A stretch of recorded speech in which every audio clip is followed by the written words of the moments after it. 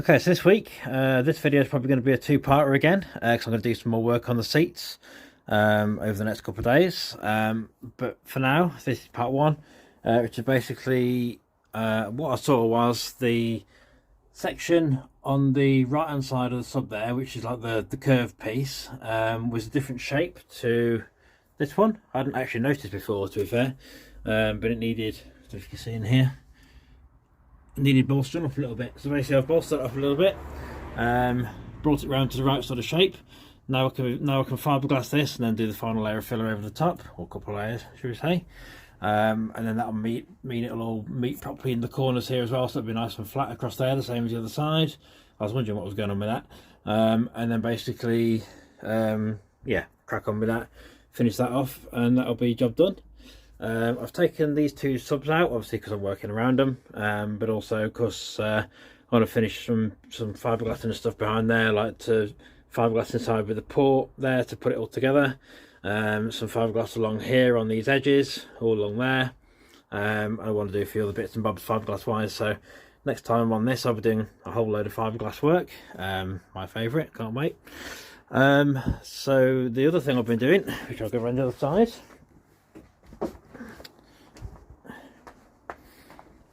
quite an interesting thing. Okay, let's jump in here. Okay, so as you probably know already, there's a PS5 in here.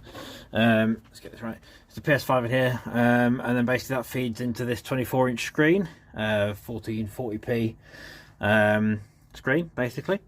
So this was originally, when I had the test screen in, you could see it sort of sat back a bit further along there, but now it's come out slightly, basically because I've made a removable frame, because the fuse box is behind there, with all the relays and Bluetooth stuff and all that for controlling all the car, because obviously everything on this car runs by Bluetooth. There's no switches or stalks or anything on the dash, it's all through tablets and Bluetooth. So that's all behind there, so I need this removable, and quite quickly if I need to.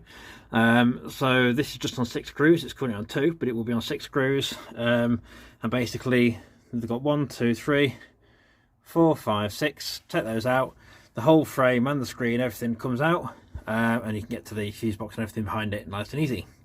So what I'm doing as well at the same time is sorting out the trim panels. So basically, because this now sits a bit further out, which it kind of needs to anyway because it was sat in too far, I've now brought the trim out, which again I knew I was going to have to do basically. So this section here, is the camera a bit mucky? Can't quite tell. Hang on 2 seconds. No idea. Anyway, yeah, so this section here, it's got like a new trim panel piece. There's sort of 2 pieces in one really. I'm just making the shape at the moment. This obviously will be fiberglass next week as well. So this trim now comes along here and comes in nicely and feeds into the dash. Obviously that'll all be nicely fitted together, fiberglass together. This frame itself is going to be fiberglass as well, on the outer side, not the inner side, just the outer side. And then there's going to be another like trim sort of panel piece to cover this piece in the middle here, cover this section. There's a gap here basically so you can get to the button still for the screen. This looks like a bigger gap at the moment than there will be eventually. I've obviously had to leave some clearance for when it's fiberglass, obviously that puts another layer or 2 on top, so that will come into play when it'll be nice and smooth when it's finished. That'd be quite nice.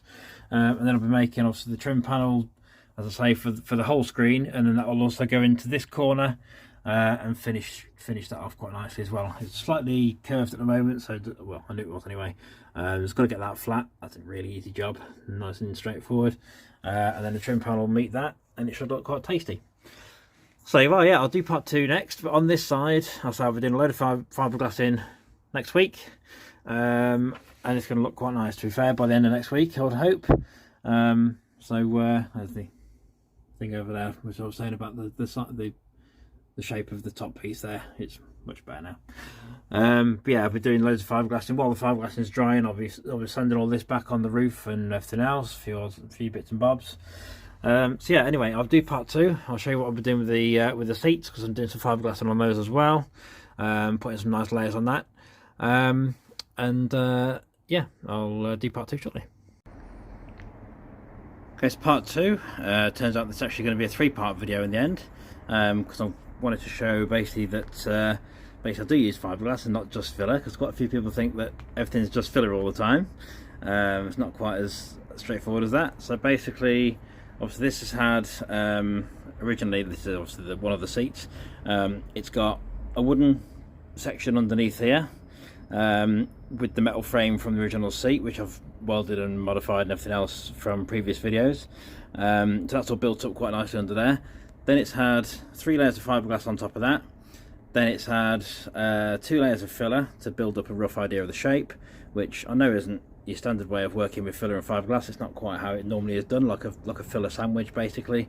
But basically the idea is to gain some kind of density, some strength in there. Ideally it's all about the audio side really, to provide a nice loading panel, basically the rear panel for the subs to work against. That's the plan. So yeah, this has now had its final 2 layers of fiberglass. I use medium matting. I did have some here, but I haven't got it with me right this second. But medium matting, so it's quite thick. Quite a lot of resin on there as well. I tend to get it quite wet, so basically it's got plenty to adhere to and go in the gaps and holes and various other things. So that's now basically had all of that done. So this is its final 2 layers of fiberglass now. That's basically it. So I just need to tidy it up when it's dry. Basically just take off the little edges and things like this kind of thing and that and those. That's a 2-minute job literally. And then from there it literally will be its last 2 or 3 layers of skims, if you want to call it that, of filler. So yeah, it is filler, but yeah, the general gist is most of it is fiberglass, metal and wood and other structures and things like that. So it's not all filler at all. So yeah, that's part 2. I'll do part 3 where I'll be doing some filler work, probably on both seats more than likely, and I'll show you what I've been doing on that one. Right, so part 3. Basically the seat on the left is the one that was fiberglass before on part 2. That's now had like its first, well, second technically, but first for this layer, full thickness, full sort of filler layer basically, if that makes sense. So like a chunky raw sort of filler layer. That's obviously going to get sanded back so it's the right sort of shape. So basically the same sort of situation as this one was here. This one's got a few touch-ups on the shape to do still, a few issues. The shaping side of things, getting the curves right, all the shapes correct. These sections of the headrests here have got to be the same. This one's sort of flush, this one's nearly flush but not quite yet. But you can see how that's going to work. Sides and everything are looking quite good. Needs obviously a bit of, well, quite a lot of sanding back here. That's probably the biggest part of this side of things, is the sanding. There's a lot of it. Once it's been sanded at least once, I'll be basically down to that kind of level.